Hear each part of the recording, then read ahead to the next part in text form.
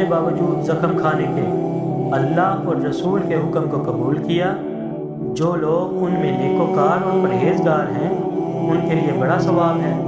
جب ان سے لوگوں نے آ کر بیان کیا کہ کفار نے تمہارے مقابلے کے لیے لشکر کثیر جمع کیا ہے تو ان سے ڈرو، تو ان کا ایمان اور زیادہ ہو گیا اور کہنے لگے کہ ہم کو اللہ کافی ہے اور وہ بہت اچھا کارساز ہے۔ پھر وہ اللہ کی نعمتوں اور اس کے فضل کے ساتھ خوش و خرم واپس آئے، ان کو کسی طرح کا ضرر نہ پہنچا اور اللہ کی خوشنودی کے تابع رہے، اور اللہ بڑے فضل کا مالک ہے۔ یہ خوف دلانے والا تو شیطان ہے جو اپنے دوستوں سے ڈراتا ہے، تو اگر تم مومن ہو تو ان سے مت ڈرنا اور مجھ ہی سے ڈرتے رہنا، اور جو لوگ کفر میں جلدی کرتے ہیں ان کی وجہ سے غمگین نہ ہونا، یہ اللہ کا کچھ نقصان نہیں کر سکتے۔ اللہ چاہتا ہے کہ آخرت میں ان کو کچھ حصہ نہ دے اور ان کے لیے بڑا عذاب تیار ہے۔ جن لوگوں نے ایمان کے بدلے کفر خریدا وہ اللہ کا کچھ نہیں بگاڑ سکتے اور ان کو دکھ دینے والا عذاب ہوگا۔ اور کافی لوگ یہ نہ خیال کریں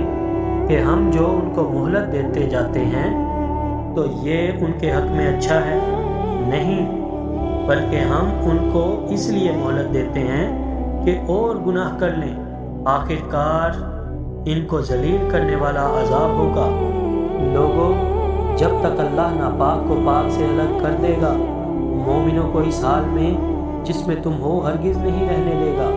اور اللہ تم کو غیب کی باتوں سے مطلع نہیں کرے گا۔ البتہ اللہ اپنے پیغمبروں میں سے جسے چاہتا ہے چن لیتا ہے۔